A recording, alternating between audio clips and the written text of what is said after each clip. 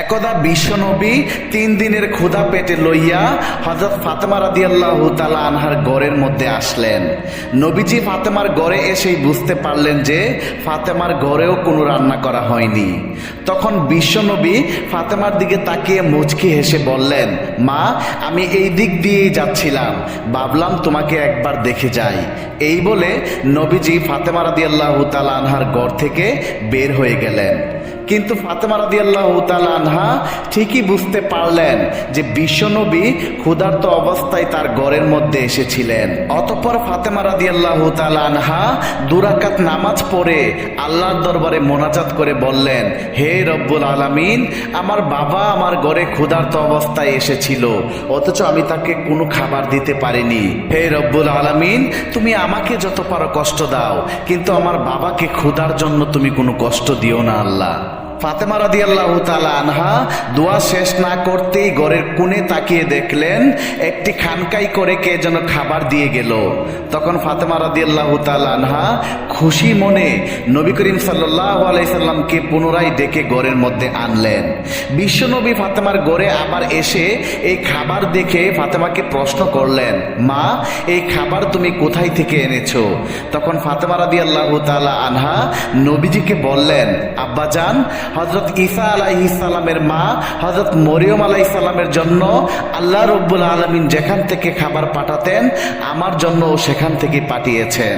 তখন বিশ্বনবী বুঝতে পারলেন যে এই খাবার আল্লাহ রব্বুল আলামিন জান্নাত থেকে ফাতেমার জন্য পাঠিয়েছেন। তখন নবীজি সবাইকে নিয়ে পেট পুরে খাবার খেলেন। তারা সবাই খাবার খাওয়ার পরেও আরো অনেকগুলো খাবার অবশিষ্ট রয়ে গিয়েছে।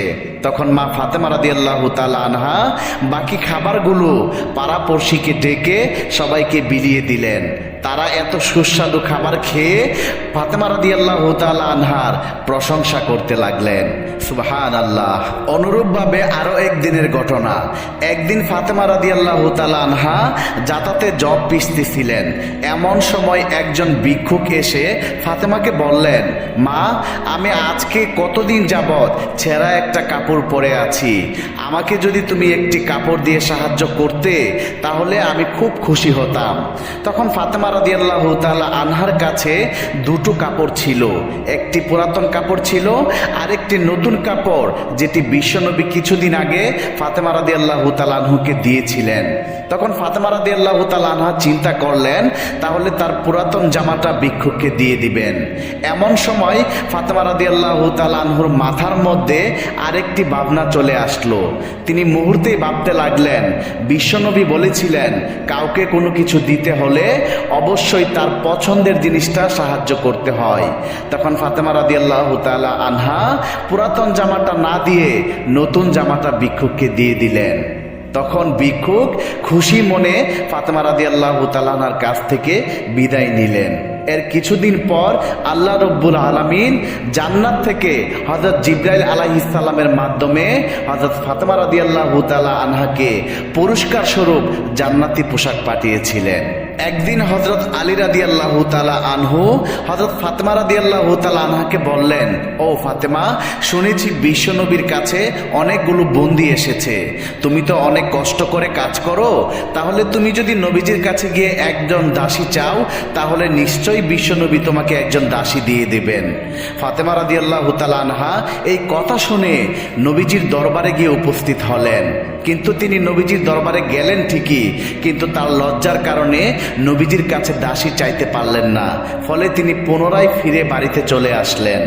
হযরত ফাতেমা রাদিয়াল্লাহু তাআলা আনহাকে এত দ্রুত চলে আসতে দেখে আলী রাদিয়াল্লাহু তাআলা আনহু বুঝতে পারলেন যে ফাতেমা তার লজ্জার কারণে নবীজির কাছে দাসীর কথা বলতে পারেনি। তখন আলী বললেন, ফাতেমা, চলো আমরা দুজনেই গিয়ে নবীজির কাছে একজন দাসী চেয়ে নিয়ে আসি। এই বলে তারা দুজনেই নবীজির দরবারে উপস্থিত হলেন। নবীজির দরবারে উপস্থিত হয়ে আলী রাদিয়াল্লাহু তাআলা আনহু নবীজিকে বললেন, ইয়া রাসূলুল্লাহ, আপনার মেয়ে ফাতেমা আপনার কাছে একজন দাসীর জন্য এসেছিল, কিন্তু লজ্জার কারণে বলতে পারেনি। তখন বিশ্বনবী তাদেরকে উদ্দেশ্য করে বললেন, আমি তোমাদের জন্য কোনো দাসীর ব্যবস্থা করতে পারবো না, কেননা আসহাবে সুফফার সকল দায়িত্ব আমাকেই বহন করতে হয়। যারা নিজেদের ঘর বাড়ি আত্মীয় স্বজন ছেড়ে একমাত্র আল্লাহর নামে জীবনকে বিসর্জন দিয়েছেন, আমি কি করে তাদের কথা ভুলে যাব। নবীজির এই কথাগুলো হযরত আলী রাদিয়াল্লাহু তাআলা আনহু এবং হযরত ফাতেমা রাদিয়াল্লাহু তাআলা আনহা গভীরভাবে হৃদয়পটে অঙ্কন করে আদবের সাথে নবীজির দরবার থেকে বের হয়ে আসলেন। তার পরের দিন বিশ্বনবী হযরত ফাতেমা রাদিয়াল্লাহু তাআলা আনহার বাড়িতে আসলেন। নবীজি ফাতেমার ঘরে উপস্থিত হয়ে হযরত আলী এবং হযরত ফাতেমাকে উদ্দেশ্য করে বললেন, আমি কি তোমাদেরকে এমন আমল শিখাবো না যা তোমরা পালন করলে একজন দাসীর সমপরিমাণ কাজ আল্লাহর কুদরতে তোমাদের জন্য সহজ হয়ে যাবে। তখন হযরত আলী এবং ফাতেমা রাদিয়াল্লাহু তাআলা আনহা নবীজিকে বললেন, হ্যাঁ ইয়া রাসূলুল্লাহ, অবশ্যই আমরা সেই আমল করতে চাই। তখন বিশ্বনবী তাদেরকে বললেন, তোমরা প্রতিদিন 5 ওয়াক্ত নামাজের পর 33 বার সুবহানাল্লাহ, 33 বার আলহামদুলিল্লাহ এবং 34 বার আল্লাহু আকবার পাঠ করবে। বিশ্বনবী এই আমলগুলো তাদেরকে শিখিয়ে এখান থেকে বিদায় হয়ে আসলেন। এর কিছুদিন পর হযরত আলী রাদিয়াল্লাহু তাআলা আনহু কিছু সাহাবীদের সাথে গিয়ে বললেন, আমি আল্লাহর কসম খেয়ে বলছি, বিশ্বনবী যেদিন থেকে আমাদেরকে আমলটা করার জন্য বলে গিয়েছিল সেদিন থেকে আমরা আমলটা করে আসছি এবং সেদিন থেকেই আমাদের সমস্ত কষ্টগুলো এবং অভাবগুলো লাঘব হয়ে গিয়েছে। একদা ঈদের দিন সকালে কিছু ছোট্ট ছেলেরা এসে হযরত হাসান এবং হুসাইন রাদিয়াল্লাহু তাআলা আনহুকে বলতে লাগলো, আজকে তো ঈদের দিন, আমরা নতুন জামা পরে এসেছি, তোমরা তো দেখি পুরান জামাই পরে আছো, তোমাদের নতুন জামা কোথায়? এই কথা শুনে হযরত হাসান এবং হুসাইন রাদিয়াল্লাহু তাআলা আনহু দৌড়ে ঘরের মধ্যে গিয়ে মা ফাতেমাকে বলতে লাগলেন, মা, পাড়ার সমস্ত ছেলেরা নতুন জামা পরেছে, আমাদের নতুন জামা কোথায়? তখন হযরত ফাতেমা রাদিয়াল্লাহু তাআলা আনহা চিন্তিত হয়ে গেলেন। হাসান এবং হুসাইন রাদিয়াল্লাহু তাআলা আনহু বারবার একই কথা বলার কারণে ফাতেমা রাদিয়াল্লাহু তাআলা আনহা একটা সময় তাদেরকে সান্ত্বনা দিতে গিয়ে বললেন, বাবারা, তোমরা গোসল করে এসো, তোমাদের নতুন জামা দর্জির দোকানে দিয়ে এসেছি, কিছুক্ষণ পর দর্জি দিয়ে যাবে, তোমরা গোসল করে এসো। মায়ের মুখে এমন কথা শুনে দুই ভাই খুশিতে গোসল করতে গেলেন। এদিকে মা ফাতেমা চিন্তিত হয়ে কান্না করতে লাগলেন। তিনি সমস্ত কাজকর্ম ফেলে দিয়ে জায়নামাজ বিছিয়ে 2 রাকাত নামাজে বসে গেলেন। নামাজ শেষে তিনি মুনাজাতে আল্লাহর দরবারে কেঁদে কেঁদে বলতে লাগলেন, হে মাবুদ, আমি তো আমার সন্তানদেরকে মিথ্যে সান্ত্বনা দিয়েছি, আমি বলেছি তারা গোসল করে আসলে তাদেরকে নতুন জামা দেব। মাবুদ গো, এখন যদি তারা গোসল করে এসে নতুন জামা না পায় তাহলে তারা বলবে নবীর মেয়ে হয়ে আমি মিথ্যে কথা বলেছি।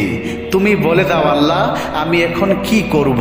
হযরত ফাতেমা রাদিয়াল্লাহু তাআলা আনহা এইসব বলে যখন আল্লাহর দরবারে ফরিয়াদ করতেছিল, এমন সময় তিনি দেখতে পেলেন হযরত হাসান এবং হুসাইন রাদিয়াল্লাহু তাআলা আনহু 2টি প্যাকেট হাতে নিয়ে খুশি মনে ঘরের মধ্যে ঢুকলেন। তখন ফাতেমা রাদিয়াল্লাহু তাআলা আনহা হাসান এবং হুসাইনকে জিজ্ঞেস করলেন, বাবারা, তোমাদের হাতে এইগুলা কিসের প্যাকেট? তখন এক ভাই জবাব দিল, মা, আমরা গোসল শেষ করে যখন বাড়ির দিকে রওনা করছিলাম তখন একজন লোক এসে আমাদের হাতে 2টা প্যাকেট দিয়ে বলল, আমি দর্জির দোকান থেকে এসেছি, এই নাও তোমাদের নতুন জামা। এই কথা শুনে হযরত ফাতেমা রাদিয়াল্লাহু তাআলা আনহা আল্লাহর দরবারে শুকরিয়া আদায় করতে থাকলেন। একদা হযরত হাসান এবং হুসাইন রাদিয়াল্লাহু তাআলা আনহু অনেক অসুস্থতায় ভুগছিলেন, কিছুতেই তাদের অসুখ ভালো হচ্ছিল না। তখন হযরত আলী রাদিয়াল্লাহু তাআলা আনহু এবং হযরত ফাতেমা রাদিয়াল্লাহু তাআলা আনহা মান্নত করলেন যে হাসান এবং হুসাইন সুস্থ হলে তারা শুকরিয়া বাবদ আল্লাহর দরবারে 3টি রোজা পালন করবেন। হাসান এবং হুসাইন রাদিয়াল্লাহু তাআলা আনহু সুস্থ হওয়ার পর তারা মনস্থ করলেন আজ থেকে তারা 3টি রোজা পালন করবেন। কিন্তু রোজা পালন করার জন্য সেহরি খাওয়ার মতো ঘরে কিছুই ছিল না, ফলে তারা প্রথম দিন শুধু পানি খেয়ে রোজার নিয়ত করে ফেললেন। রোজা রেখে অনেক হাড়ভাঙা পরিশ্রম করে হযরত আলী রাদিয়াল্লাহু তাআলা আনহু কিছু জব নিয়ে আসলেন। সেই জবগুলো জাতাতে পিষে ফাতেমা রাদিয়াল্লাহু তাআলা আনহা রুটি বানালেন। সেই রুটি নিয়ে যখন তারা ইফতারি করতে বসলেন, ঠিক এমন সময় একজন ভিক্ষুক এসে বললেন, আমি সারাদিন কিছু খাইনি, আমাকে কিছু খেতে দাও। তখন হযরত আলী রাদিয়াল্লাহু তাআলা আনহু এবং হযরত ফাতেমা রাদিয়াল্লাহু তাআলা আনহা তাদের ইফতারির জন্য রাখা রুটিগুলো ভিক্ষুককে দিয়ে দিলেন। ভিক্ষুক রুটিগুলো নিয়ে খুশি মনে ফিরে গেলেন। সেদিন তাদের আর কোনো ইফতারি করা হলো না, তাই তারা পানি খেয়ে ইফতারি সেরে নিলেন। দ্বিতীয় দিন তারা রোজা শুরু করলেন, কিন্তু সেহরি করার জন্য কোনো কিছু না থাকায় পানি খেয়েই রোজার নিয়ত করে ফেললেন। রোজা রেখে সারাদিন পরিশ্রম করার পর জাতাতে জব পিষে যখন ফাতেমা রাদিয়াল্লাহু তাআলা আনহু রুটি তৈরি করলেন এবং সেই রুটি দিয়ে যখন আবার ইফতারের সময় বসলেন ইফতারি করতে, ঠিক এমন সময় একজন এতিম এসে বললেন, আমি সারাদিন কিছুই খাইনি, আমি অনেক ক্ষুধার্ত, আমাকে কিছু খেতে দাও। ফলে হযরত আলী রাদিয়াল্লাহু তাআলা আনহু এবং হযরত ফাতেমা রাদিয়াল্লাহু তাআলা আনহা সেদিনও তাদের ইফতারির জন্য বানানো রুটিগুলো ওই এতিমকে দিয়ে দিলেন, যার ফলে সেদিনও তারা পানি খেয়ে ইফতারি করলেন। তৃতীয় দিনের রোজা শুরু হলো, আবারও তারা পানি খেয়ে সেহরি করলেন এবং রোজার নিয়ত করলেন। আবারও রোজা অবস্থায় সারা দিন কাজ করে পরিশ্রম করে কিছু জব নিয়ে আসলেন। সেই জব দিয়ে হযরত ফাতেমা রাদিয়াল্লাহু তাআলা আনহা জাতাতে পিষে রুটি বানালেন। সেই রুটি নিয়ে যখন ইফতারির সময় আবারও ইফতারি করতে বসলেন, ঠিক এমন সময় একজন যুদ্ধবন্দী এসে বললেন, হে বিশ্বনবীর বংশধর, আমি আজ 3 দিন যাবৎ কিছুই খাইনি, আমি খুবই ক্ষুধার্ত, আমাকে কিছু খেতে দাও। ফলে সেদিনও হযরত আলী এবং হযরত ফাতেমা রাদিয়াল্লাহু তাআলা আনহা কোনো কিচ্ছু চিন্তা না করে ওই যুদ্ধবন্দীকে সমস্ত রুটিগুলো দিয়ে দিলেন। চতুর্থ দিন তারা রোজা ছিলেন না। ফলে সেদিন বিশ্বনবী হযরত ফাতেমা রাদিয়াল্লাহু তাআলা আনহার বাড়িতে তাশরিফ আনলেন। নবীজি সবার মুখের দিকে তাকিয়ে দেখলেন ক্ষুধায় সবার মুখ শুকিয়ে গিয়েছে। নবীজি তাদের উদ্দেশ্য বললেন, তোমাদেরকে দেখে আমার দুঃখ হচ্ছে, তোমাদের কারো মুখের দিকে ঠিক মতো তাকানো যাচ্ছে না, কিন্তু তোমরা আল্লাহকে খুশি করার জন্য নিজেরা অনাহারি থেকে যে ক্ষুধার্ত ব্যক্তিদেরকে খাবার দিয়েছো, নিশ্চয়ই এই জন্য আল্লাহ পাক রব্বুল আলামিন তোমাদের উপর খুশি হয়েছেন এবং এর পুরস্কার তোমরা অবশ্যই একদিন পাবে। এর কিছুদিন পর বিশ্বনবী অসুস্থ হয়ে পড়লেন। নবীজি যেদিন দুনিয়া থেকে বিদায় গ্রহণ করবেন, সেদিন মা ফাতেমা বিশ্বনবীর কাছেই ছিলেন। নবীজি কিছুক্ষণ পর পর কেঁদে উঠলেন। তখন ফাতেমা রাদিয়াল্লাহু তাআলা আনহা নবীজিকে জিজ্ঞেস করলেন, আব্বাজান, আপনি কান্না করছেন কেন? তখন বিশ্বনবী বললেন, মা, আমি তো দুনিয়া থেকে বিদায় হয়ে যাব, আমি দুনিয়া থেকে চলে যাওয়ার পর আমার গুনাহগার উম্মতের কি হবে? নবীজির মুখে এমন কথা শুনে মা ফাতেমা কান্না করতে লাগলেন। ফাতেমা রাদিয়াল্লাহু তাআলা আনহা বুঝতে পারলেন যে নবীজি হয়তো আজকেই দুনিয়া থেকে বিদায় হয়ে যাবেন। এর কিছুক্ষণ পর কে যেন দরজার মধ্যে এসে শব্দ করলো। তখন বিশ্বনবী ফাতেমাকে বললেন, মা, দেখো দরজার মধ্যে গিয়ে কে এসেছে। ফাতেমা রাদিয়াল্লাহু তাআলা আনহা নবীজির কাছ থেকে অনুমতি নিয়ে যখন দরজা খুলতে গেলেন, দরজা খুলে ফাতেমা রাদিয়াল্লাহু তাআলা আনহা একটা চিৎকার দিয়ে ঘরের ভিতর চলে আসলেন। বিশ্বনবী জিজ্ঞেস করলেন, মা, কি হয়েছে গো মা? তখন ফাতেমা রাদিয়াল্লাহু তাআলা আনহা কেঁদে কেঁদে নবীকে বললেন, আব্বা গো, আমি যখন দরজা খুললাম তখন দেখতে পেলাম এমন একজন মানুষ বাহিরে দাঁড়িয়ে আছে, যার পাটা হচ্ছে জমিনে আর মাথাটা দেখা যায় আসমানে। আব্বা গো, আমার জীবনে আমি এমন আকৃতির কোনো লোক দেখিনি। বিশ্বনবীর তখন বুঝতে আর কিছু বাকি রইল না। নবীজি ফাতেমাকে বললেন, মা, ওনাকে আসতে দাও, উনি হচ্ছেন আল্লাহর মেহমান, মালাকুল মউত। এই কথা শুনে ফাতেমা রাদিয়াল্লাহু তাআলা আনহা চিৎকার দিয়ে উঠলেন। হযরত আজরাইল আলাইহিস সালাম ঘরের মধ্যে প্রবেশ করেই নবীজিকে সালাম দিলেন এবং বললেন, ইয়া রাসূলুল্লাহ, আল্লাহ আপনাকে সালাম জানিয়েছেন। নবী গো, আমি আপনার জান কবজ করতে এসেছি। আল্লাহ আমাকে বলে দিয়েছেন যদি আপনি অনুমতি দেন তাহলে জান কবজ করার জন্য, আর যদি অনুমতি না দেন তাহলে আমি ফিরে যাওয়ার জন্য। তখন বিশ্বনবী হযরত আজরাইলকে লক্ষ্য করে বললেন, ভাই আজরাইল, আমার আল্লাহ যেহেতু তোমাকে পাঠিয়েছে আমার জান কবজ করার জন্য, সেহেতু নিশ্চয়ই তুমি তোমার কাজ করবে। কিন্তু ভাই আজরাইল, আমি দুনিয়া থেকে চলে যাওয়ার পর আমার গুনাহগার উম্মতের কি ফায়সালা হবে?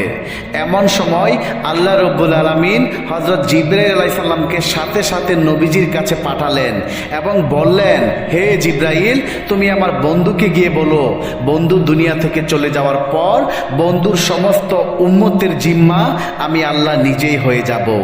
তখন জিবরাইল আলাইহিস সালাম নবীজির কাছে এসে আল্লাহ রব্বুল আলামিনের এই কথা নবীজিকে শুনিয়ে দিলেন। তখন বিশ্ব নবী মুচকে